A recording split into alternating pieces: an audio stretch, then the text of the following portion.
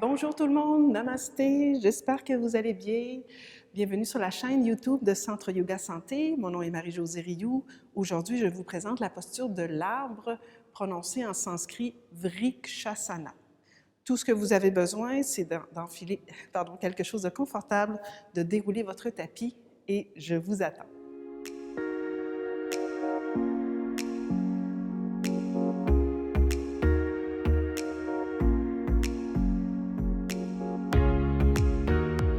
Alors, nous voilà dans la posture de l'arbre, Vrikshasana en sanskrit. La posture de l'arbre est une posture d'équilibre où on veut s'assurer que le bassin est toujours parallèle au sol. Et c'est une posture aussi d'ouverture de hanche. Donc, on va faire attention pour que lorsqu'on ouvre le genou, que la hanche ne soit pas ouverte en même temps.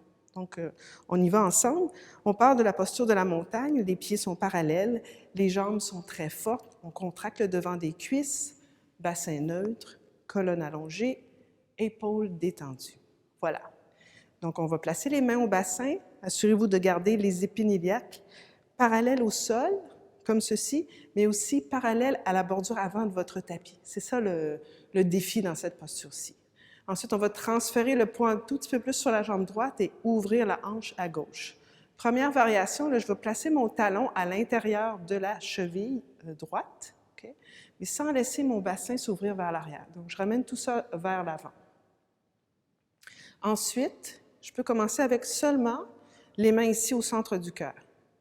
Donc, tranquillement, je focus à garder le poids sur ma jambe de support, ma jambe droite, et d'éventuellement, peut-être, soulever un tout petit peu les orteils du sol, redéposer, soulever, redéposer. Donc, ça, ce serait le premier défi dans la posture de l'arbre. Ensuite, si ça va bien, je vais venir saisir ma cheville, je vais bien fermer l'articulation du genou et je vais déposer mon pied à l'intérieur de la cuisse. Je vais pousser la cuisse contre le pied contre la cuisse. Et je vais ramener les mains au centre. Remarquez là que mon bassin a tendance à s'ouvrir vers l'arrière. Donc, je veux descendre un tout petit peu la hanche gauche et ramener le genou vers l'avant. Je ramène les mains au centre du cœur. Vous voyez, là, ici, je travaille quand même assez fort avec mes jambes pour maintenir l'équilibre. Et si c'est une option pour vous, je vais entrelacer les doigts, presser les pouces et les petits doigts vers l'avant et soulever les bras vers le ciel tout en maintenant mes jambes très, très, très actives. Je choisis un point de focus et je garde le focus sur ce point, je respire. Excellente posture pour améliorer votre équilibre, améliorer la force dans vos chevilles. Magnifique, j'inspire, je ramène les mains au cœur, je soulève le genou, je redépose au sol, je me replace dans Tadasana et je prends un instant pour sentir la différence entre le côté droit et le côté gauche. C'est en même temps une excellente posture pour ressentir l'enracinement de votre pied, de la jambe qui est en support. Observez la différence entre le pied droit et le pied gauche. Excellent. Même chose, de l'autre côté, on ramène les mains au bassin. On transfère le poids un tout petit peu sur le pied gauche. Et on va ici ouvrir la hanche en gardant les os du bassin face devant. Et là, vous allez remarquer que le côté droit et le côté gauche peuvent être très, très différents. Okay? Donc, on ramène les mains au centre du cœur. On commence avec jouer seulement avec l'équilibre. Si c'est bon, on tente de soulever le pied du sol. On redescend, on soulève. On peut faire ça pendant une dizaine de respirations ou si vous préférez, en termes de temps, environ 1 minute.